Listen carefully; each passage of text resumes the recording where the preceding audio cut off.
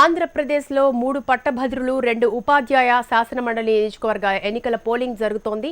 9 జిల్లాల పరిధిలోని ఓటర్లు ఓటు హక్కు వినియోగించుకున్నారు. ఉదయం 8 గంటలకు ప్రారంభమైన పోలింగ్ సాయంత్రం 6 గంటల వరకు జరగనుంది. ఈ ఎన్నికల్లో ప్రధాన అభ్యర్థుల మధ్య గట్టి పోటీ నెలకొంది. ఉత్తరాంధ్ర పట్టభద్రుల నియోజకవర్గంలో అత్యధికంగా 30 మంది అభ్యర్థులు బరిలో ఉన్నారు. ప్రధానంగా బీజేపీ అభ్యర్థి మాధవ్, పీడీఎఫ్ అభ్యర్థి అజం శర్మల మధ్య గట్టి పోటీ నెలకొంది.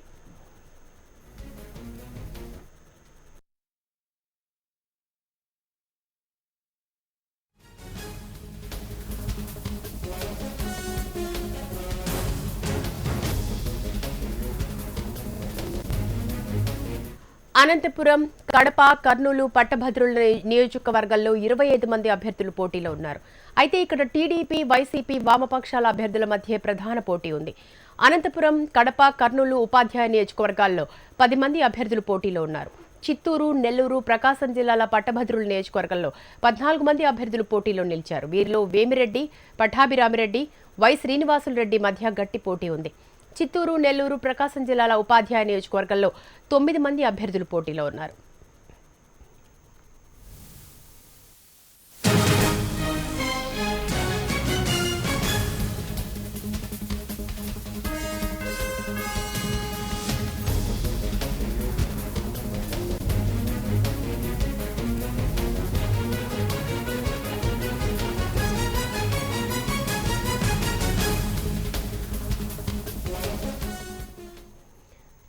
ఏపీలో ఎమ్మెల్సీ ఎన్నికల పోలింగ్ కు సంబంధించి విశాఖ నుంచి మా ప్రతినిధి అనురాధ లైవ్ లో ఉన్నారు పూర్తి సమాచారం అందించడానికి.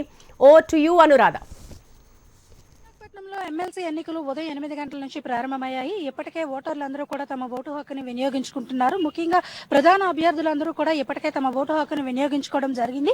మరి మనం విశాఖపట్నం చూసినట్టయితే గ్రామీణ ఏజెన్సీ ప్రాంతాల్లో 46 పోలింగ్ కేంద్రాలని, అలాగే విశాఖపట్నంలో కేంద్రంగా 88 పోలింగ్ కేంద్రాలని ఏర్పాటు చేయడం జరిగింది. మరి ఉదయం నుంచి కూడా మొత్తం కట్టుదిట్టమైన భద్రతా ఏర్పాట్ల మధ్య పోలింగ్ అయితే జరుగుతోంది. మరి ఇప్పుడిప్పుడే ఓటర్లందరూ పోలింగ్ కేంద్రాలకు చేరుకొని తమ ఓటు హక్కును వినియోగించుకుంటున్నారు. మొత్తం 1,55,993 మంది ఓటర్స్ ఈ రోజు ఉదయం 8 గంటల నుంచి సాయంత్రం 6 గంటల లోపు తమ ఓటు హక్కును వినియోగించుకోనున్నారు. దీనికోసం అధికారులందరూ కూడా మొత్తం పూర్తి స్థాయిలో విశాఖపట్నంలో ఏర్పాట్లు అయితే పూర్తి చేశారు. ముఖ్యంగా 11 సమస్యాత్మక కేంద్రాలను అయితే గుర్తించారు. అవన్నీ కూడా ఏజెన్సీ ప్రాంతాలకు దగ్గరగా ఉండడంతో, ఏజెన్సీ ప్రాంతాల్లో కొంత సమస్యాత్మక వాతావరణం ఉండటంతో అక్కడ మాత్రం ఎక్స్ట్రా ఫోర్స్ను ఉపయోగించి అక్కడ కట్టుదిట్టమైన భద్రతను అయితే పెంచారు. మరి మావోలు ప్రభావితమైన ప్రాంతాల్లో అయితే పూర్తి స్థాయిలో సీసీ కెమెరా ఫుటేజీ వ్యవస్థతో కూడా అక్కడ అధికారులు మొత్తం పోలింగ్ ని పర్యవేక్షిస్తున్నారు. మరి మనం చూసుకున్నట్టయితే ప్రస్తుతం ఇక్కడ ఏ ఇంజనీరింగ్ కాలేజ్ గ్రౌండ్ లో ఉన్నాము. ఇక్కడ కూడా చాలా భారీ ఎత్తున ఇక్కడ పోలింగ్ జరగనుంది. ఎందుకంటే మొత్తం విశాఖపట్నంలో ఉన్న ఓటర్స్ అందరిలోకి సగం మందికి పైగా ఎక్కడ ఓటు హక్కు కలిగి ఉన్న నేపథ్యంలో ఇక్కడ పూర్తి స్థాయిలో ఏర్పాట్లు అయితే చేయడం జరిగింది. మరి ఇప్పటికే ప్రధాన అభ్యర్థులు అందరూ కూడా ఓటు హక్కును వినియోగించుకున్నారు. అలాగే ప్రజాప్రతినిధులు కూడా ఓటు హక్కుని వినియోగించుకుంటున్నారు. మరి ఇంకా చాలా సమయం ఉన్న నేపథ్యంలో సాయంత్రం 6 గంటల వరకు కూడా ఓటర్స్ తమ ఓటు హక్కుని వినియోగించుకునే అవకాశం ఉంది.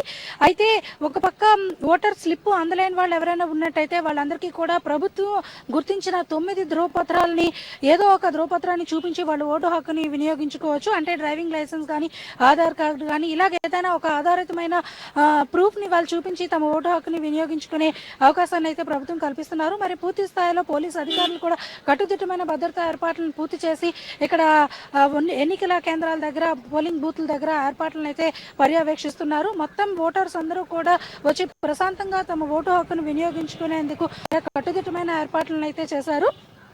మరి మనం చూసుకున్నట్టయితే ఇప్పటికే 20% పోలింగ్ అనేది జరిగిందనేది అధికారుల నుంచి సమాచారం అయితే మనకు వస్తుంది. అయితే ఇంకా 6 గంటల వరకు సమయం ఉన్న నేపథ్యంలో మెల్లిగా ఒక్కొక్కరు కూడా పోలింగ్ కేంద్రాలకు చేరుకొని ఓటు హక్కును వినియోగించుకుంటున్నారు. అయితే నగర పరిధి వరకు చూసినట్టయితే పూర్తి స్థాయిలో ఓటు హక్కు అనేది ఇక్కడ ఓటర్స్ అందరూ వినియోగించుకోవడం జరుగుతుంది. మరోవైపు గ్రామీణ ఏజెన్సీ ప్రాంతాల్లో మాత్రం చాలా స్లోగా పోలింగ్ అనేది జరుగుతుంది. ఎందుకంటే గ్రామీణ ప్రాంతాల్లో చాలా తక్కువ మంది ఓటర్స్ అక్కడ ఓటు హక్కుని వినియోగించుకుంటున్నారు. అయితే ఇప్పటికీ అక్కడ ఇంకా పూర్తి స్థాయిలో పోలింగ్ అయితే ప్రారంభం కాలేదనే చెప్పాలి. మరి విశాఖపట్నం అర్బన్ ఏరియా వరకు వచ్చినట్టయితే మాత్రం ఇక్కడ చాలా స్పీడ్ గా పోలింగ్ అనేది జరుగుతూ ఉంది. మొత్తం అభ్యర్థులందరూ కూడా ఓటు హక్కుని ఇప్పటికే వినియోగించుకున్నారు. ఒక్కొక్కరు కూడా ఓటర్స్ వచ్చి తమ పోలింగ్ కేంద్రాల దగ్గర ఓట్లని వేస్తున్నారు. మరి ఏజెన్సీ ప్రాంతాల వరకు చూసినట్టయితే అక్కడ స్లోగా పోలింగ్ అనేది జరుగుతుంది. అయితే సాయంత్రం లోపు అక్కడ పోలింగ్ అనేది పూర్తి స్థాయిలో జరుగుతుందన్న ఆశాభావం అయితే అభ్యర్థులు కూడా వ్యక్తం చేస్తున్నారు. మరి గ్రామీణ ప్రాంతాల్లో కూడా నర్సీపట్నం కానీ, అనకాపల్లి కానీ, పాడేరు మొత్తం 3 డివిజన్లలో కూడా పోలింగ్ కేంద్రాలు ఉన్నాయి. ఇక్కడ కూడా పూర్తి స్థాయిలో అక్కడ ఏర్పాట్లు అయితే చేస్తున్నారు. మరి విశాఖపట్నం వరకు చూసినట్టయితే మొత్తం ఇక్కడ ఉదయం నుంచి కూడా ఇప్పటికే 20% పోలింగ్ అయితే జరిగింది. మరి ఇంకా సమయం ఉన్న నేపథ్యంలో ఓటర్స్ అందరూ కూడా వచ్చి వాళ్ళ ఓటు హక్కుని వినియోగించుకుంటున్నారు. ఎక్కడ ఎటువంటి అవాంఛనీయ ఘటనలు జరగకుండా పోలీసులు పూర్తి స్థాయిలో భద్రతా ఏర్పాట్లు చేశారు. అలాగే ఆ జిల్లా అధికార యంత్రాంగం అంతా కూడా పూర్తి స్థాయిలో తిరుగుతూ పర్యవేక్షణ అయితే చేస్తా ఉన్నారు. మరోవైపు ట్రాఫిక్ రూల్స్ కూడా ఏర్పాటు చేశారు. పోలింగ్ కేంద్రాల నుంచి 200 కిలోమీటర్ల దూరంలోనే మొత్తం అందరినీ కూడా చెక్ చేసి లోపలికి పంపించడం జరుగుతుంది. 200 కిలోమీటర్ల దూరంతో మొత్తంగా అక్కడ 200 మీటర్స్ దూరంలోనే మొత్తం పోలింగ్ బూతుల్ని కూడా అక్కడ ఏర్పాటు చేశారు. అంటే అభ్యర్థులకి నలుగురిని మాత్రమే వాళ్ళు లోపలికి వెళ్లే విధంగా అక్కడ ఏర్పాట్లు అయితే జరుగుతున్నాయి. అక్కడికి వచ్చి ఓటర్స్ వాళ్ళ స్లిప్లను కూడా ఉపయోగించుకునే అవకాశం ఉంది. ఇది మొత్తంగా విశాఖపట్నంలో పోలింగ్ అయితే చాలా ప్రశాంతంగా జరుగుతుంది. ఇంకా సమయం ఉన్న నేపథ్యంలో పూర్తి స్థాయిలో అధికారుల పర్యవేక్షణలో ఎమ్మెల్సీ ఎన్నికలు అయితే చాలా ప్రశాంతంగా విశాఖపట్నంలో జరుగుతుంది. Thank you Anuradha.